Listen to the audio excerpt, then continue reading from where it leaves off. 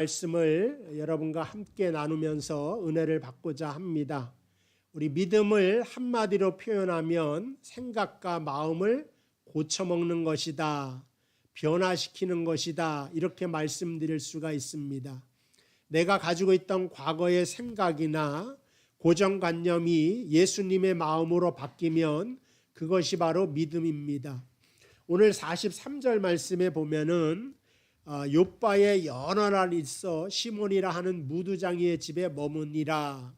이 머문 사람이 바로 베드로입니다.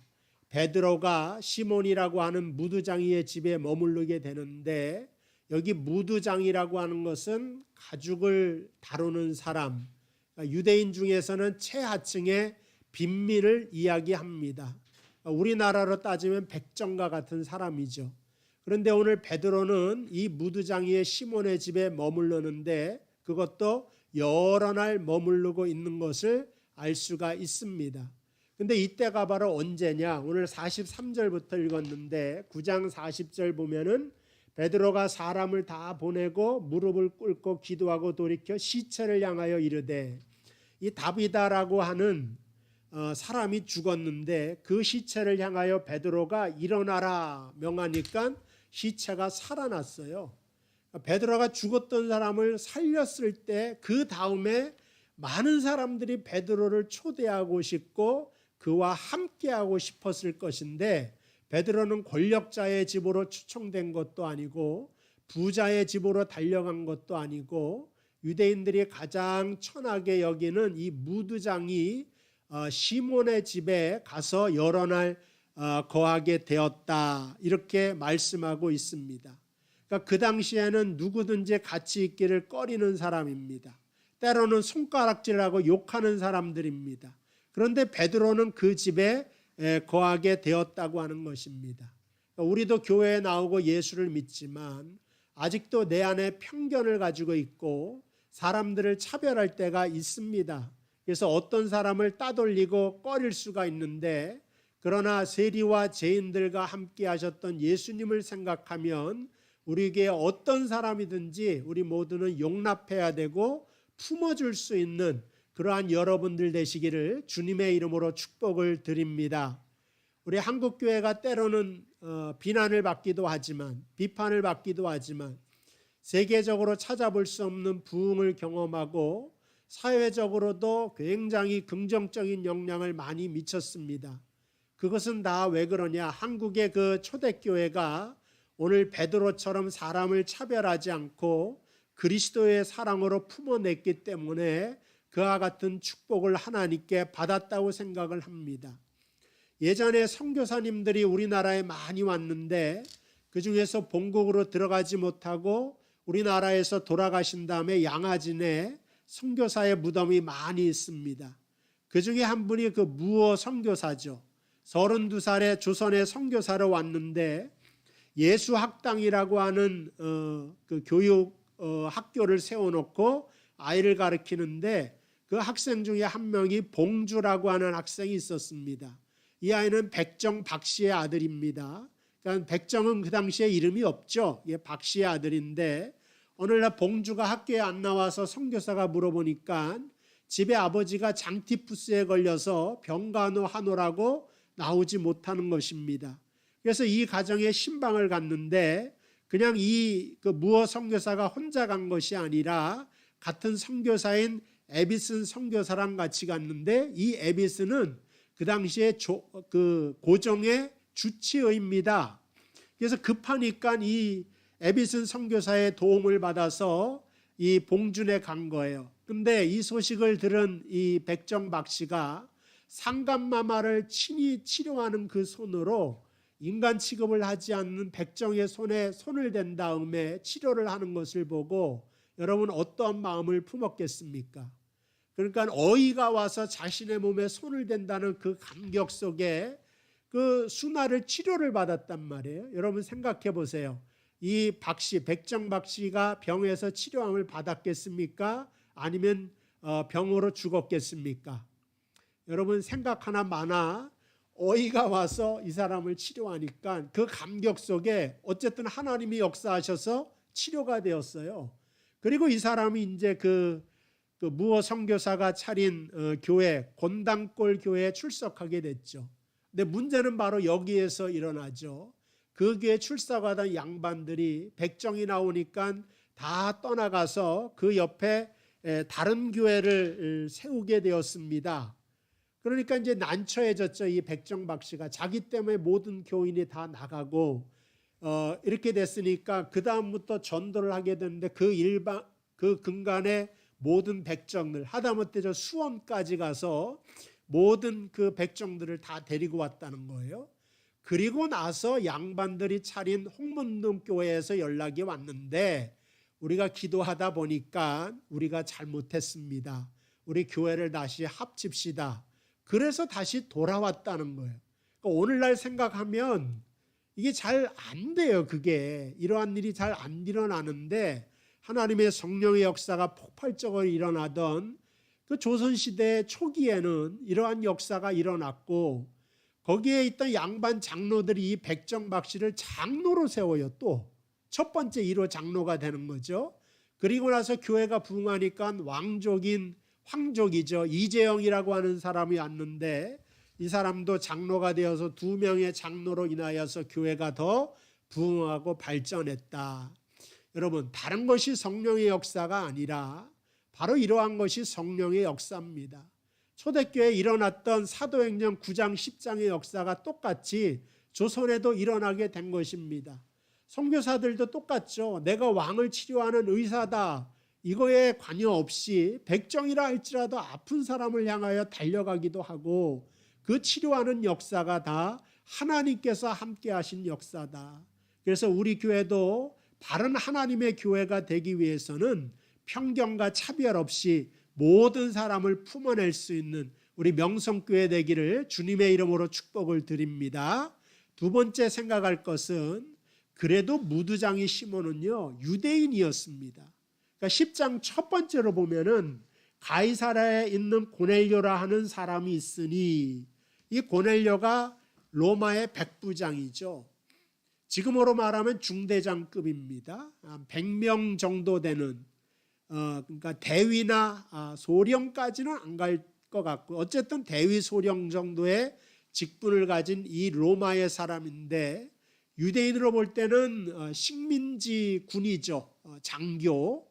그래서 굉장히 꺼리는 사람이고 이방이니까 짐승보다 못한 사람으로 때로는 생각을 했는데 문제는 여기서 말씀을 베드로가 전할 때에 오늘 10장 44절에 베드로가 이 말을 할 때 성령이 말씀 듣는 모든 사람에게 내려오는데 이 고넬료에게까지 성령이 임함을 보고 베드로가 이 깜짝 놀라게 됩니다. 왜 깜짝 놀라냐면은 이방인은 사람이 아닌데 어떻게 성령을 받지? 이런 생각을 하는 거예요. 근데 성령이 임하는 것을 보고 이 사람은 사람일 뿐만 아니라 하나님의 자녀요. 우리와 같다. 그 생각이 들잖아요. 그래서 거기서 베드로가 이 백부장 고넬료에게 세례를 받게 해서 이방인 최초로 세례를 받고 교인이 된 사람으로 기록되는 것을 알 수가 있습니다. 그러니까 예수를 믿으니까 생각이 변화되고 편견이 없어지게 되고 모든 사람을 품게 되는 놀라운 역사가 나타나게 되었다는 것입니다. 오늘 이제 고넬료에 대해서 좀 생각해 보려고 합니다. 2절 말씀 보면 10장 그가 경건하여 고넬료를 말하는 겁니다. 온 지방과 더불어 하나님을 경외하며 백성을 많이 구제하고 하나님께 항상 기도하더니 한 문장으로 고넬료를 딱 설명했죠. 요거를 좀 더 이해하기 쉽게 원문적으로 제가 번역을 해드릴게요. 잘 한번 들어보세요. 그가 경건하여 온 지방과 더불어 하나님을 경외하며 백성을 많이 구제하니 이는 하나님께 항상 기도하기 때문이었더라. 이게 원문에 나오고 있습니다.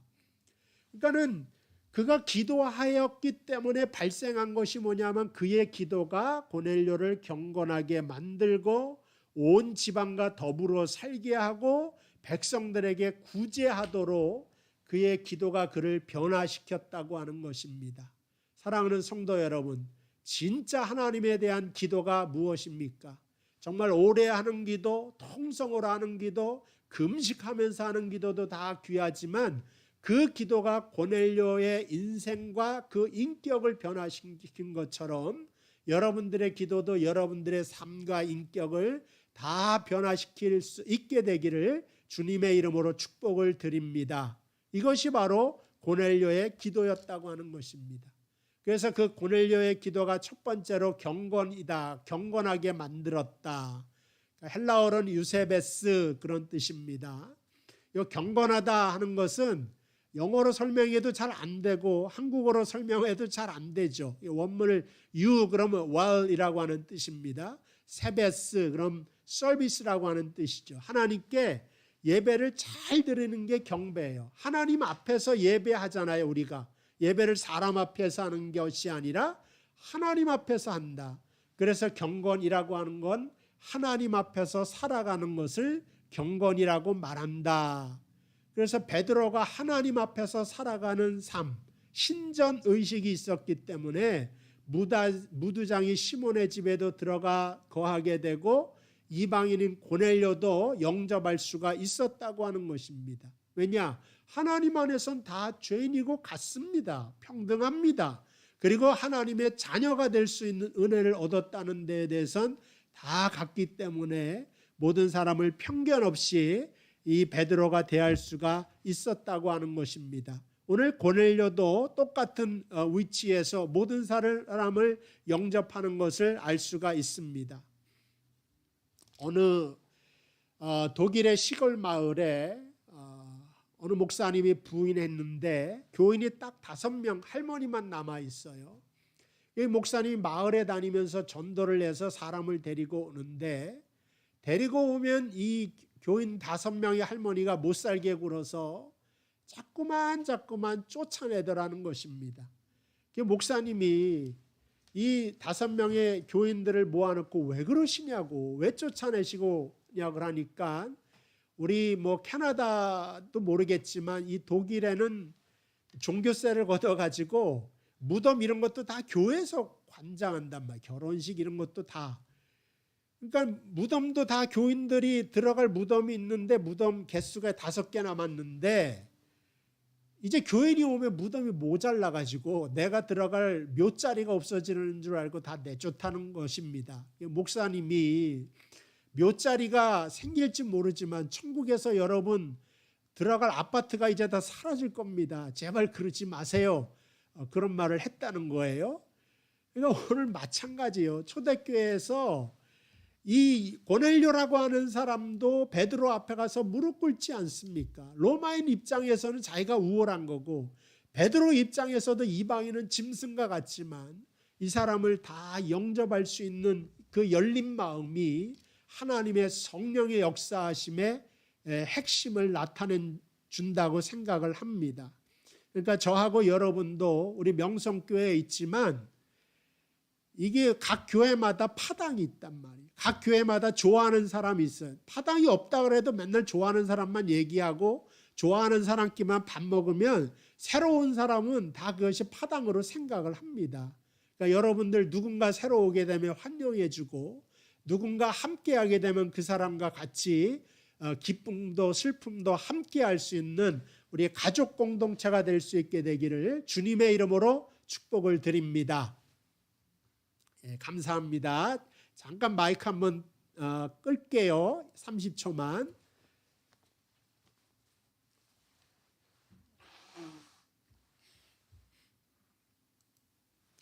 다시 또 시작하도록 하겠습니다. 우리 세 번째 생각할 것은 온 지방과 더불어서 예수님을 섬기게 되죠. 2절에. 그러니까 고넬료는 더불어 살아갈 줄 아는 사람이었다.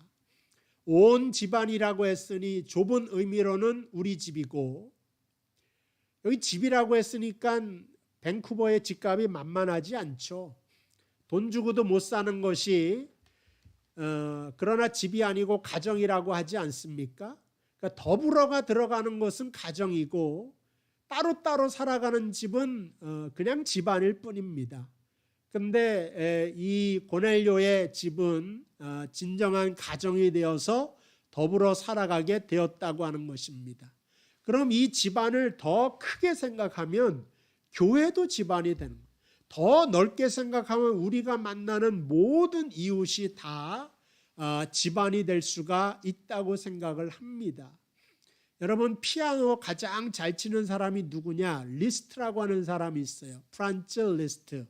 우리 고등학교 때 음악 시간에 많이 들어봤을 거예요. 왜냐하면 피아노 기교, 스킬을 가장 잘하는 사람이 이 리스트거든요. 그래서 피아노의 황제라, 피아노의 어떤 사람은 귀신이라고 불렀습니다. 근데 이 사람이 살고 있는 이 독일의 작은 마을에 가난한 피아니스트가 있었는데 피아노 독주회를 준비해서 그 지방 신문에 다 광고를 내고 광고에 크게 내가 리스트의 제자라고 선전을 했다고 하는 것입니다. 근데 실제로 이 사람은 리스트 만난 적도 없어요. 근데 공교롭게도 이 사람이 연주하는 그 마을에 리스트가 온다는 소문이 퍼진 거예요. 그러니까 이 사람이 전전긍긍하는 거죠. 야, 큰일 났다. 거짓말이 들통날 것인데 이제는 이 마을에서 나는 이제 쫓겨나는 일만, 명예가 떨어지는 일만 남았구나. 그래서 리스트가 정말로 이 마을에 도착했을 때 밤새도록 고민하다가 이 리스트한테 찾아갔습니다. 거기서 무릎을 꿇고 사죄를 했죠. 내가 거짓말을 했습니다. 선생님 제자도 아닌데 제자라고 했습니다. 리스트가 그 눈물로 회개하는 것을 듣고 피아노를 한번 쳐보라고 한 다음에 어디를 이렇게 고치라고 가르쳐 주면서 하는 말이, 걱정하지 마라. 내가 이제 당신에게 이거 고쳐주고 수업을 했으니까 당신은 이제 나의 제자가 되었습니다. 그리고 당신의 연주에 내가 특별 게스트로 참가를 해서 연주도 해드리겠습니다. 그러니까 마을에서 정말 성대하게 그 연주회를 하지 않았겠습니까? 여러분, 예술이 바로 뭡니까? 이것이 바로 예술입니다. 피아노 잘 친다고 예술로 승화되는 게 아니에요. 그냥 피아노 잘 치는 거지. 근데 진짜 예술가는 그 영혼마저도 아름다운 사람이 바로 예술가다. 오늘 고넬료의 집에 찾아간 베드로가 예술가고, 고넬료도 바로 예술가로서 하나님께 응답을 받고 연락을 받은 그런 사람이라고 볼 수가 있습니다. 그러니까 성경에 말했다시피 2절에 항상 하나님께 기도했기 때문에 고넬료가 경건했고 더불어 살 줄 아는 사람이 되었다고 하는 것입니다. 그래서 기도를 하면 할수록 내 주변을 많이 이해하게 됩니다. 이해해 주게 됩니다. 가정에서도 여러분 결혼하실 때는 다 행복할 줄 아셨죠? 영원하실 줄 알았죠? 물론 우리 교인들이야 다 영원히 행복하게 사시겠지만 때로는 도저히 이해하지 못하겠다. 왜 그런지 모르겠다. 그럴 때가 가끔씩 있어요. 근데 그것마저 이해하게 만드는 것이 바로 성령의 역사고 그의 편이 되어줄 수 있는 것이 바로 은혜의 역사라고 하는 것입니다. 마지막으로 오늘 3절 말씀 보면 하루는 제 9시쯤 되어 환상을 밝히 보매, 이 고넬료가 기도하는 중에 9시에 9시에 환상을 보는데 유대인의 9시는 오후 3시입니다. 플러스 6이죠. 이 오후 3시가 꼭 성경에 딱 정해져 있는 이유가 있는가? 여러 가지 이유가 있지만 성경에 보면은 그 시간 중에 하나님을 만나는 사람들이 있습니다. 그래서 성경에 새벽에 만나는 사람, 아침에 만나는 사람, 한밤중에 만나는 사람. 그래서 그 아브라함 같은 경우에는 하늘의 별을 봐야 되니까 한밤중에 하나님 나타나시고, 다윗 같은 경우는 아침에 그 미명에 아침 미명에 하나님을 발견하기도 하고, 이 대낮에, 바울 같은 경우 대낮에, 오늘 고넬료는 오후 3시에 하나님을 만납니다. 이 뜻은 뭐냐? 하나님은 시간을 초월해 계셔서 어느 때든지 어느 장소든지 어느 상황이든지 나와 함께 하신다. 그 뜻입니다. 그러니까 내가 깨어 있을 때도 나와 같이 계시고 내가 잠잘 때도 나와 함께 계시고, 그 뜻이에요.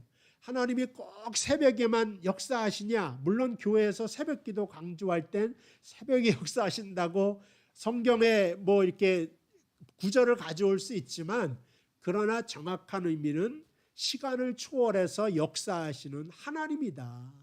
그래서 다른 종교는 새벽 시간 기도해야 된다 그러지만 성경엔 그런 거 없어요. 내가 필요할 때 언제든지 어느 때든지 하나님께 기도할 수가 있다고 하는 것입니다.